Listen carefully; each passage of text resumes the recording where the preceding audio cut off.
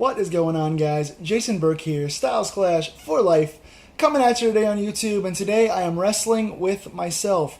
WWE Backlash 2016 is this coming Sunday. It is a few days away. It is the first SmackDown brand pay-per-view of the new brand split era, and I gotta say, it's a little thin. I mean, the matches as a card as a whole, it doesn't look bad at all, but having only 3 or 4 shows in between SummerSlam and now Backlash, there wasn't a lot of hype going into this. The feuds weren't set up too well. You didn't have a lot of interaction with the characters.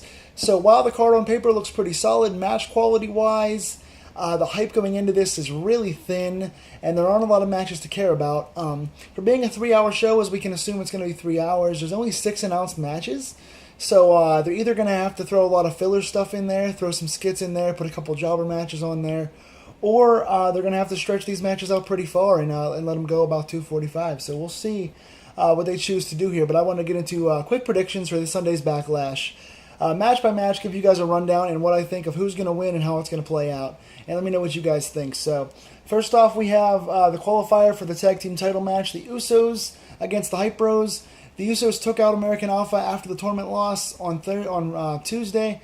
So now they're having the Usos go against Zack Ryder and Mojo Rawley, and the winners advance to the finals that night for the tag titles. The Usos have to win here. They just turned heel. They're going to get a revitalized push. They set the feud up with American Alpha, so clearly the Usos, I think, have to win twice, but they're definitely going to win here and get to the finals against Slater and Rhino. So match should be okay. Hype Bros, Zack Ryder's a decent worker. They should have decent chemistry. It should be okay, nothing special, but I think the heel Usos get the win here. Then we would have the tag tournament finals. Heath Slater and Rhino have advanced, and I'm picking the Usos. So Slater and Rhino versus the Usos for the first ever SmackDown Tag Championships since this new brand split. And I think the Usos win again. I think this should be a good match. Rhino's looked really good since he came back. Heath Slater is incredibly over. The crowd's going to be super on Slater's side. They're going to be really cheering for Slater here, which will be good for the Usos because they can be the first ever SmackDown Tag Champs in the new era.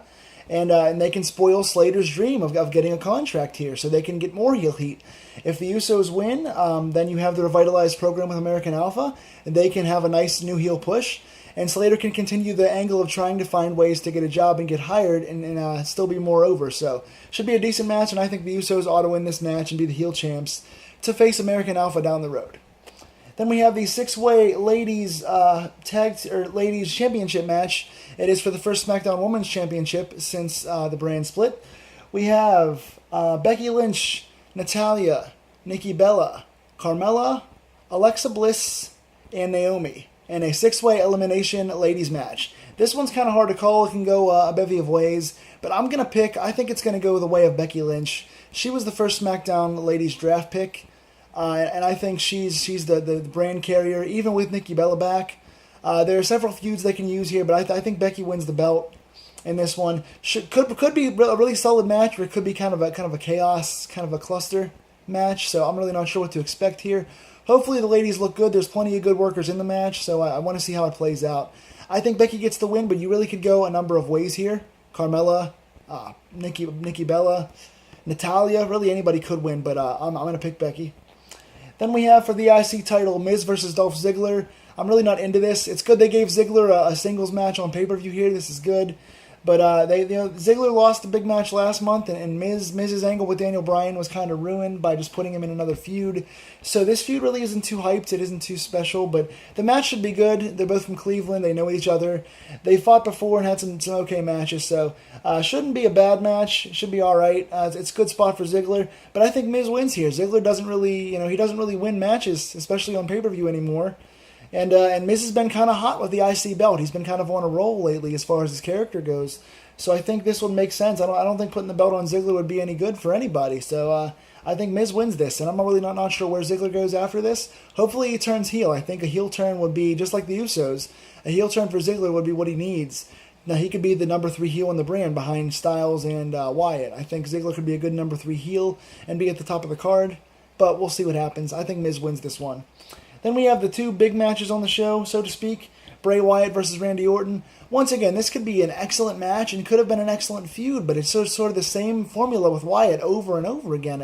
I love Bray Wyatt. He's one of my favorites in the company right now, and the guy can really work, but it's just like They have him randomly come out and either attack or cut a promo on some random person for no reason and give no backstory. And then he says cryptic things for a couple of weeks, and then he loses. And then he goes on to somebody else. So there's no reason to care about this. And it's also a lose-lose situation match-wise, because Randy Orton just got destroyed by Brock Lesnar at SummerSlam, so he can't afford to lose again after getting squashed. And Bray Wyatt can't afford to lose because all he does is lose. He doesn't beat anybody ever. So neither guy needs a loss here. Sadly, they don't care about Bray Wyatt, so I think they're going to have Randy Orton win here. They want Orton to redeem himself after the Brock Lesnar loss, and I don't think they care if Wyatt loses. They think because he can cut a promo, he can just keep doing the random come out and say things and start feuds that way. So I think they're going to just let Wyatt lose once again, which is the wrong move. Wyatt needs to win here. This is not going to hurt Randy Orton to lose to Bray Wyatt, and Wyatt needs a big signature win, so I want Wyatt to win, but I'm predicting they're going to have Randy Orton win and just do the same old stuff with Wyatt, which is very disappointing. Then we have the main event, which should easily be the match of the show. I think this could steal the show. This could really be excellent. I like Dean Ambrose's work, and AJ Styles is totally on fire right now since the Cena feud. We have Dean Ambrose defending his world championship against AJ Styles. This match should be excellent. I can't wait to see this one. This is the one match on the card that, even though there's not great hype behind it and there wasn't a long build, I do think this is going to be a very fun match to watch. It's the first match in what I think could be a series of matches, so logic would dictate that somehow Ambrose leaves with the title, but I'm going to make a bold prediction here and say AJ Styles wins the World Championship. He had a really big feud with Reigns where he came up just short, had a couple really good matches with Reigns. He had the feud with Cena where he had some excellent matches and actually won clean and finished the feud with a victory. He's white hot as a heel, his character's great, he's been talking better than ever. He continues to evolve and get better and better in 2016. And I think he's so hot right now, and Ambrose's title run has kind of been a little lackluster. I think you go with AJ here. I think AJ wins the world title and continues to boast now. Now he has the John Cena wristband, and he's the new face that runs the place. And he also can now be the world champion. He can come out and talk about how he beat Ambrose. And you can give Ambrose a rematch or two as well. This can go on for 2 or 3 months or can extend to Survivor Series or whatever. So I think this program goes on, but I do think Styles, boldly I'm going to say I think he wins it here in the first match. As it should be. So what match are you guys most looking forward to? Tell me down below in the comments. Please subscribe for more wrestling content. I'll be doing fantasy booking stuff. I'll be doing more Raw and SmackDown reviews periodically. I'll do prediction videos for all pay-per-views. I'll probably even do a review of Backlash Sunday night or Monday morning whenever I see it, and post it up here as well for the match rundown. So please like, share, and subscribe. Tell me in the comments what you guys are most looking forward to about this show and what you think of the build. And until the next opening bell, guys, this has been Wrestling with myself, and I will see you all real soon.